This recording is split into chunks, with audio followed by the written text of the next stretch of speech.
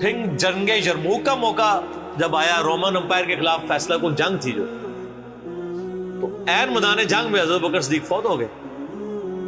حضرت عمر نے پہلا ڈیسیژن یہ کیا کہ خالد بن ولید کو آرمی چیف کے عہدے سے معزول. ہائے ہائے سر، بالکل آپ آخری اوور چل رہے ہو اور آپ کا جو پلیئر سینچری پہ سینچری مارو، آپ اس کو کہیں اس کو واپس آ جاؤ اور ایک نیا پلیئر بھیج دیں. جو کریز پہ سیٹ تھا اس کو آپ واپس بلا لو. یہ وہ شخص کر سکتا ہے جس کا خدا پہ یقین ہو. تو اور آپ کو پتہ ہے حضرت عمر کے رشتہ دار تھے قریبی، انہی کے قبیلے سے تھے حضرت خالد بن ولید. حضرت خالد بن ولید کو پتا تھا کہ یہ اگر عمر خلیفہ بنے گا نا تو پھر میرا معاملہ پہلے ہوگا. اور وہی ہوا، ابو عبیدہ ابن جراح کو بنا کے بھیج دیا. لوگوں میں بڑی چیمہ گوئیاں شروع ہوئی کہ لو جی سب سے بڑی آرمی کے خلاف جنگ ہو رہی ہے، سب سے بڑی سپر پاور، اور عین میدان جنگ میں یہ ڈسیژن کر دیا ہے، اگر مسلمان ہار گئے پھر کیا ہوگا، یہ وہ اللہ نے فتح دے دی.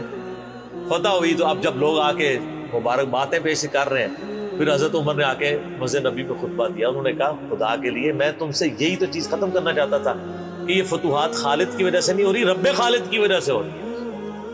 کل کو خالد نہیں رہے گا تو تم کیا سمجھو گے کہ اسلام ختم ہو جائے گا؟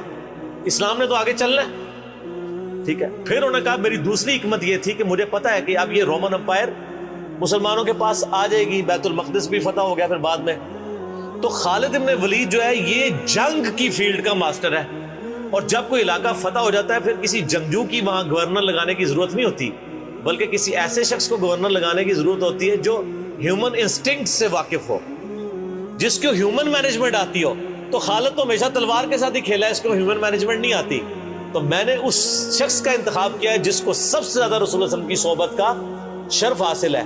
اور بخاری مسلم میں حدیث ہے کہ نبی علیہ السلام نے فرمایا کہ ہر نبی کے ساتھ ایک امین ہوتا ہے، اور میرا امین جو ہے وہ ابو عبیدہ ابن جراح ہے. ان کو پھر یعنی یرموک میں حضرت عمر نے یعنی آرمی چیف لگایا اور فتح ہوئی. اس کے بعد بیت المقدس بھی فتح ہو گیا، کیونکہ ابو عبیدہ جو ہے وہ شروع کے مسلمانوں میں سے، مکی دور کے.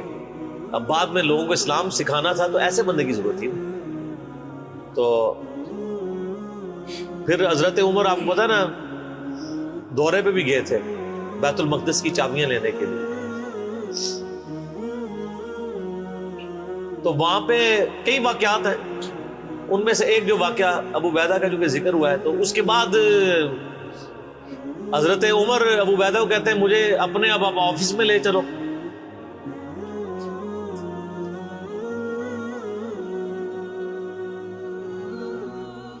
دنیا کی سب سے بڑی سپر پاور فتح کی ہو جس بندے نے، آپ سمجھیں کہ ایک بندے نے امریکہ فتح کیا ہے، کسی جنرل نے، واشنگٹن ڈی سی میں اس کا آفس تو ہونا چاہیے.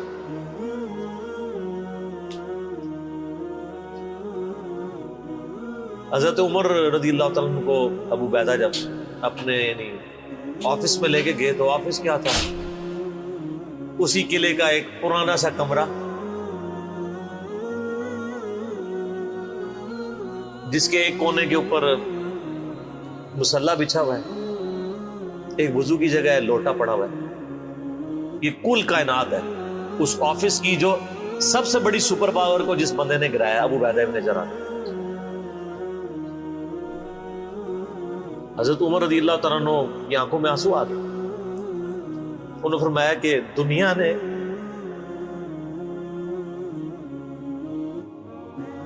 ہر بندے کے اوپر اپنا اثر چھوڑا ہے سوائے ابو عبیدہ ابن جراح کے.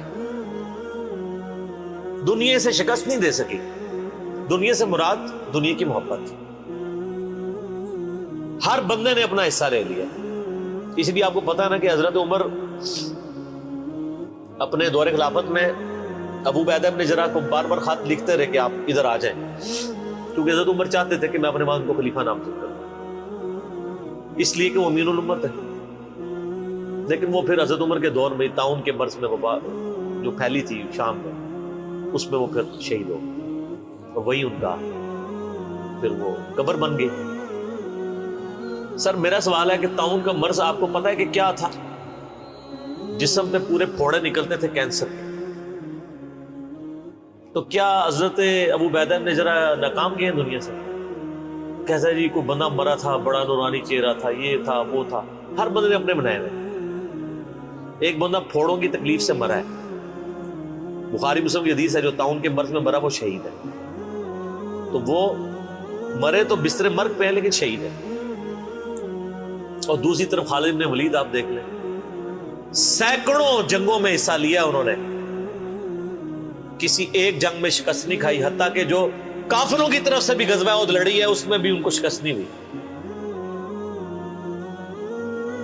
جسم پہ حضرت خالد بن ولید کہا کرتے تھے میرے جسم کا کوئی حصہ نہیں جس پہ برچھی یا نیزے یا تلوار کا نشان نہ ہو. ظاہر ہے اتنی جنگوں میں زخم لگ گیا، لیکن میں بھی آج ایک بوڑھے اونٹ کی طرح بستر مرگ پہ مر رہا ہوں. میں نے سینکڑوں جنگوں میں اپنی موت کو تلاش کیا لیکن موت نہیں آئی. اس کا مطلب ہے موت جو ہے وہ اس پہ ڈیپینڈنٹ نہیں ہے کہ آپ میدان جنگ میں گئے ہوئے. ان کو موت میدان جنگ میں اس لیے نہیں آنی تھی کہ وہ اللہ کی تلوار سے، اللہ کی تلوار تو نہیں ٹوٹ سکتی تھی. تو ان کا آج میں بھی بوڑھے اونٹ کی طرح بستر مرگ پہ مر رہا ہوں. صرف میں تمہیں یہ بتانا چاہ رہا ہوں کہ موت کا میدان جنگ سے کوئی تعلق نہیں. ویسے تو مسلم شریف میں حدیث ہے جو شخص شہادت کی تمنا کے ساتھ اپنے بسترے پہ بھی مرا اللہ تعالیٰ اسے شہید ہونے کا ثواب دے دے. ہمیں نیت کرنی چاہیے. یہ حضرت خالد بن ولید کے شعر ہیں کہ میں بھی اگر موت میدان جنگ میں آتی تو مجھے آتی جس نے سینکڑوں مار کے لڑے ہیں، اور سر پیچھے بیٹھ کے نہیں آج کل کے جرنیلوں کی طرح، فرنٹ سے لیڈ کر.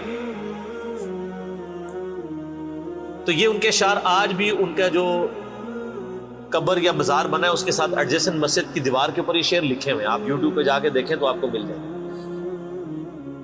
فرنٹ سے لیڈ کر کے پوری زندگی لڑے.